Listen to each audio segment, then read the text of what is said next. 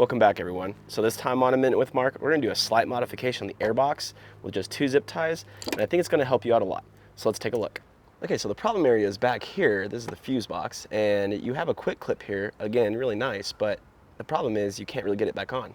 You can get it off just fine, but now you don't have the leverage to really pull it back on. Usually you can stick a screwdriver this way and pop it back on. However, this fix requires no tools. So you're gonna take 2 zip ties.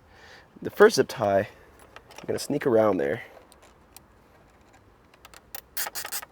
You're gonna make a loop. Then you're gonna make a second loop with your other zip tie. So what you see is we have a tiny loop down here that's really tight, and then a nice bigger loop up here that we can grab onto with our fingers. And you can make this loop as big or as small as you want. I'm gonna leave it about this height. So what this allows me to do is I can pop this clip off down here, and then when I need to, I can bring this up here and pop it right back on. There you go.